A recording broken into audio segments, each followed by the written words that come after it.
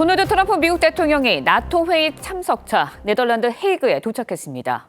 이란과 이스라엘의 휴전을 끌어내면서 중동 긴장을 완화했다는 치적을 안고 나토 정상회의에 참석을 한 건데 이란과 이스라엘을 향해서는 휴전을 준수하라는 압박을 이어갔습니다. 첫 소식 최현영 기자의 보도입니다.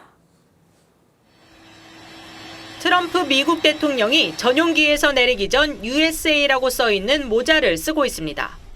현지 시간 24일 나토 정상회의에 참석하기 위해 네덜란드 헤이그에 도착했습니다. 트럼프 대통령은 전용기 안에서 네타냐후 이스라엘 총리에게 전화를 걸어 휴전을 준수할 것을 촉구했습니다. And there was going to be a retaliation this morning by Israel, and they said you got to call back the planes. It's enough. It's enough, and they did, which I respect very greatly. 휴전 발효 직후 이란이 미사일을 발사했다며 이스라엘군이 보복 공격을 선언하자 선제적으로 막은 겁니다. 통화 후 이스라엘 총리는 이란 추가 공격을 자제하기로 했다고 발표했습니다. 트럼프는 또 이란 정권 교체를 원하지 않는다며 이란 최고 지도자 호메이니를 달래는 듯한 모습도 보였습니다. No, I don't want it. I'd like to see everything calm down as quickly as possible. Regime change takes chaos, and ideally we don't want to see so much chaos. So we'll see how it does. 트럼프 대통령은 나토 정상회의에서 이란, 이스라엘 간 휴전을 자신의 치적으로 내세우고 회원국에는 GDP 대비 5% 국방비 합의를 끌어낼 거란 관측이 나옵니다. TV조선 최현영입니다. 네, 이란과 휴전 합의한 이스라엘이 팔레스타인 가자 지구에서는 총격을 이어가 최소 29명이 숨진 것으로 알려졌습니다. 로이터 통신은 이스라엘군이 배급소에 몰려든 군중에게 총격을 가해 19명이 사망하고 146명이 다쳤다고 가자지구 중부 알와와다 병원의 의료진을 인용해 보도했습니다. 또 이스라엘 공습으로 가자 북부의 한 가정집에서도 10명이 숨진 것으로 전해졌습니다. 이스라엘군은 가자지구 북부 곳곳에 대피하라는 전단을 뿌리며 추가 공격을 예고했습니다. 이란에 대한 이스라엘의 선제 공습으로 시작된 중동 사태가 12일 만에 일단 진정 국면으로 접어들었습니다. 트럼프 미국 대통령은 이란과 이스라엘이 순차적으로 휴전에 돌입해 24시간 뒤엔 전쟁을 끝내는 데 합의했다고 발표했습니다. 하지만 시작부터 불안한 조짐이 감지되고 있습니다. 이스라엘은 이란이 미사일을 쏘았다며 공습 재개를 예고했고 트럼프 대통령은 조금 전 양측 모두의 휴전 위반이라고 경고했습니다. 먼저 첫 소식 김자민 기자가 전합니다. 이란이 중동 미군 기지에 보복 공격을 감행한 지 몇 시간 뒤 트럼프 미국 대통령은 이스라엘과 이란의 완전한 휴전 합의를 발표했습니다. 먼저 이란이 우리 시간으로 오후 1시부터 휴전에 돌입했고 12시간 뒤 이스라엘도 동참하는 방식으로 24시간 뒤엔 전쟁이 공식 종료됩니다. צה"ל כולו בפיקודים ובזרועות ימשיכו לשמור על רמת מוכנות וכוננות גבוהה. 압도적 위력을 앞세운 미국의 강권적 중재를 두 나라가 받아들이면서 트럼프가 힘을 통한 평화를 입증했다는 평가가 나왔습니다. The president, without, knock on wood, having a single American casualty, obliterated the Iranian nuclear program.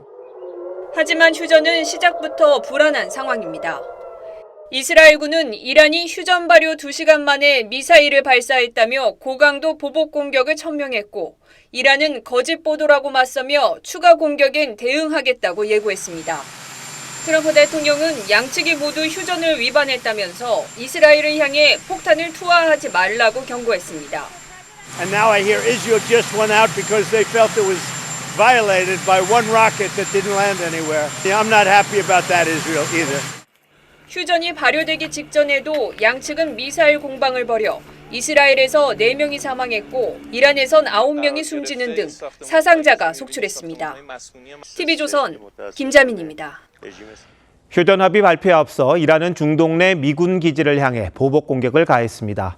하지만 미리 공격 계획을 미국 측에 알려줘서 보여주기식에 그쳤습니다. 이스라엘도 비교적 신속하게 미국의 휴전 제안을 일단 수용했는데 양측 모두가 전쟁을 이어가기엔 부담이 큰 상황이 절묘하게 맞아떨어졌다는 분석입니다. 이어서 이정민 기자가 보도합니다. 도하 상공에 섬광이 번쩍입니다. 이란이 발사한 미사일들을 카타르 당국이 요격한 겁니다. Yo, what's happening here? 현지 시간 23일 이란이 중동 내 최대 규모인 카타르와 이라크 미군 기지에 미사일 보복 공격을 했습니다. پایگاه تروریستی آمریکا در العدید قطر را هدف تهاجم ویرانگر و قدرتمند موشکی. 하지만 미리 공격 계획을 알려줘 사실상 체면치레용 보복이었습니다.